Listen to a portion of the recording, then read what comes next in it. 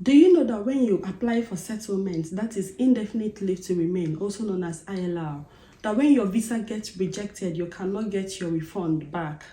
Currently in 2025, the cost of applying for ILR standard application is £3,029. And this is huge amount of money that you cannot just afford to lose just because of your ignorance. So you see why watching this video is very important. The UK government has introduced rules that could stop millions of migrants who owe debt from ever settling in the UK.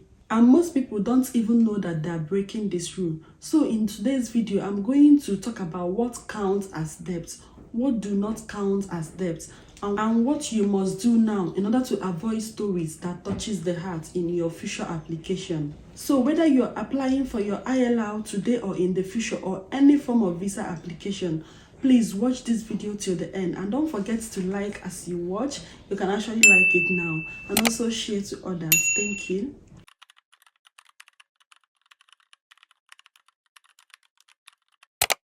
Many migrants are struggling with debt, and this new settlement rule could pose additional challenge to the current situation, thereby making it harder for them to secure their status in the UK. So this is a really tough spot for everyone who is already dealing with financial stress. For those trying to get on their feet, this new rule might act like another roadblock. This is part of the UK new end settlement system, which focuses on character, contribution, and your financial responsibility. And according to the new proposal, migrants who owe certain debts, especially government-related debts, can no longer qualify to apply for ILR. This includes things like unpaid taxes, unpaid NHS bills for those who were chargeable. Now, I know that most people pay for their health surcharge, so this will be applicable for those that do not pay the health surcharge. Unpaid fines, maybe you parked wrongly and they sent fine to you but you refuse to pay it. Unpaid immigration fees, I don't know the circumstance that will lead to someone not paying immigration fees. Another one is debt to government bodies. So under these new rules, the Home Office can say if you owe the UK government any money, then you have not met the character requirements for you to apply for ILR. So the big question here is, why does this rule exist? The Home Office Secretary Shabana Mahmood has made it very clear that settlement is not a right, that it must be earned. And part of this new model focuses on the character, which includes clean criminal record, not claiming any benefits, not overstaying, and now being financially responsible. The government says that this is meant to protect taxpayers and also ensure that only migrants who contribute and follow the rules can stay permanently. Now, the big question is, what counts as debt? According to what has been proposed, the kinds of debt that can block ILR are government-related debts, such as number 1, unpaid taxes. If HMRC flagged you for unpaid tax, either you're underpaying or failing to file returns, this can be used against your ILR application. 2, NHS bills. So if you were chargeable for any NHS treatment that you received and you refuse to pay, this could be a red flag. Now, most people pay their health insurance money. It could be that someone visited you and you forget to pay that money. Maybe they assessed NHS treatments and you did not pay. It's a major red flag and it will be used against you when you apply for your ILR. Number 3, if you have any court fines, this could be unpaid fines linked to civil or criminal violation. At times, when people owe council tax, they will send them a letter giving them ultimatum to pay up or to appeal in a court. So if you ever allow yourself to get court fines, this could affect your ILR application. The 4th one is immigration or visa fee debts. So if you owe HMRC any money for your previous visa application, it can affect your ILR. I don't know if this is even possible in the first place, because normally you pay for your visa before booking for biometrics. So I don't even know how possible this is, but it's listed as one of the debts you can owe that can lead to ILR being refused. The last but not the least is fraud-related debts. So any debt that is linked to benefit misuse, tax fraud, or financial misconduct can affect your ILR. Now, there are some people that got themselves involved, during the time of health and care worker visa. They got themselves involved by collecting huge amounts of money from people. Now, if these people reported you and you've not returned their money to them, this can affect your ILR application because it's financial misconduct. It's gross financial misconduct. Another interesting part, what does not count as debt? Credit card debt, card finance debt, loans, personal loans, student loans, overdrafts, rent arrears, mobile phone bills. This kind of bills cannot affect you. Why? Because there is already an agreement on how you are paying for that money. Maybe you're already paying monthly, like there is already set out agreement as to how you're going to pay that money. So this kind of money cannot affect you.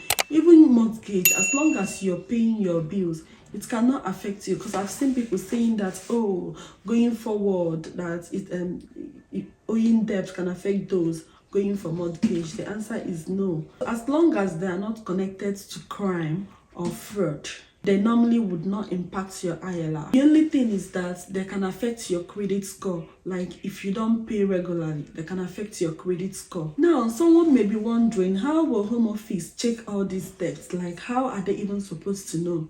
The new system allows for greater cooperation between the Home Office, the HMRC, NHS billing departments, local authorities, DVLA, and the Treasury departments. So this means that your financial history could be checked more thoroughly than ever before. If they find any unpaid government debts, then they could say that you have failed your financial requirements. Now, the bigger question is, who is most at risk? You are most at risk if you have any overdue tax bills, unpaid NHS invoices, unresolved fines, ignored debt letters from government bodies, and past benefit overpayments. This will place you at risk if you fall under this category. So all these that I have mentioned can affect those on skilled worker visa, whether you're on student visa, family visa, spousal visa, graduate visa route, health and care worker visa. What are you going to do now? Before you apply for your ILR, you should check the following. Number 1, check your HMRC status. Also make sure that your tax returns are up to date. Make sure that you're paying your taxes. Number 2, clear all NHS debts. So find out if you're owing any debt. If your mother visited and assessed hospital treatment, your father visited and assessed NHS treatment, find out if you were supposed to pay for them and pay for it now. Step 3, clear all your fines. Do not wait until you apply for ILR. If you're owing any fine at all, make sure that you clear them up. Step 5, keep proof of them. So when you make all these payments, all the receipts, keep proof of them for future references. Another question is, what if you cannot pay your debts? I know that already the country is hard. Maybe what you're earning, the cost of living and all of that, you're not able to pay your debts. What happens? Or rather, what will you do? If you cannot pay everything at once, you need to protect yourself by setting up payment plan now. As long as you have set up a payment plan and you're paying installmentally, and also communicate with HMRC government bodies. When a letter is sent to you, maybe you're owing a debt, maybe for one reason or the other, don't just ignore. Even if you can't pay all that money at once, contact them. They will always keep their phone number. Whenever they're sending letter to you, there'll always be a phone number for you to ring to ask questions. So call them and set up your payment plan. As long as you're doing that, that should be fine. And even before you know it, before you apply for your ILR, you must have finished paying that debt.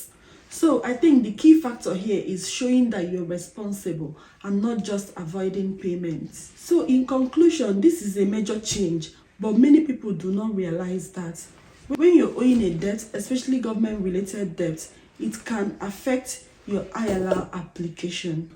Now, let me know your thoughts in the comments.